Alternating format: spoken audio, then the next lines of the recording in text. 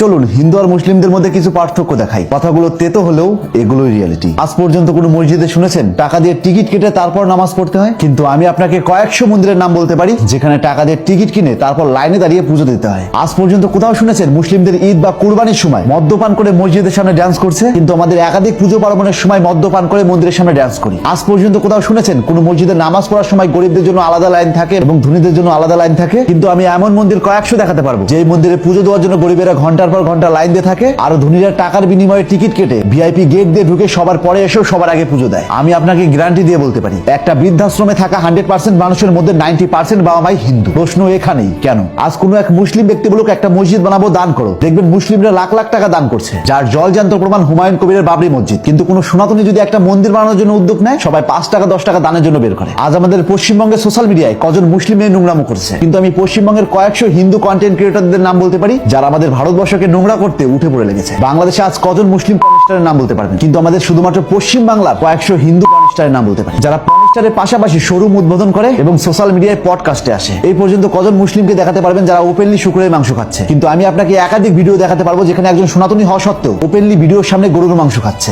আজ পর্যন্ত মুসলিম ধর্মগুরু মোহাম্মদ সাল্লাল্লাহু আলাইহি ওয়াসাল্লাম ও কোরআন নিয়ে একজন বাজে মন্তব্য করেছেন আর সমগ্র মুসলিম প্রতিবাদ করেনি, এরকম ঘটনা কটা দেখাতে পারবেন? কিন্তু আমাদের ভারতবর্ষ হিন্দুস্তান হওয়া সত্ত্বেও একজন সনাতনী বলছেন রাম মুসলিম ছিলেন, একজন নেত্রী ব্রাহ্মণ হওয়া সত্ত্বেও সবার সামনে হোলি মুবারক বলছেন, কেউ কেউ বলছেন শিবলিঙ্গ বেকার জিনিস, কিংবা রাস্তায় শ্রী রামের পোস্টার পড়ানো সত্ত্বেও কজন সনাতনী প্রতিবাদ করেছেন? আর যখনই আমরা এই বিষয় নিয়ে কথা বলবো তখন আমাদের পশ্চিম বাংলা ধুতি পাঞ্জাবি পরিহিত কিছু ভণ্ড ধর্ম প্রচারক আমাদের সেকুলার মুসলিমদের দালাল, এমনকি সনাতনী বিরোধী বলে। তো তাদের উদ্দেশ্যে একটা কথাই বলতে চাই, আপনি যে চেঁচাচ্ছেন সনাতনী জাগো সনাতনী জাগো, এক ফার্স্ট আয়নার সামনে দাঁড়িয়ে নিজেকে প্রশ্ন করুন আপনি নিজে জেগেছেন তো? যদি সত্যিই জাগতেন তাহলে অন্য ধর্মকে কটূক্তি না করে নিজের ধর্মটাকে আগে কারেকশন করতেন এবং আমাদের সনাতন ধর্মশাস্ত্র যারা সবচেয়ে বেশি বিকৃতি করেছে সেই অত্যাচারী ব্রাহ্মণদেরকে সবার আগে বয়কট করতেন। বিশ্বাস করুন আমি খুব ভালো করে জানি আমার কথাগুলো খুব তিতা, যার জন্য সবাই সহজে গিলতে পারে না। আর মানতে কষ্ট হলেও সত্য সবসময় তিতাই হয়। তবে এটা তেতো হলেও উপকার আছে। আপনার মূল্যবান মতামত জানান কমেন্ট বক্সে। তাই আজ থেকে চোখ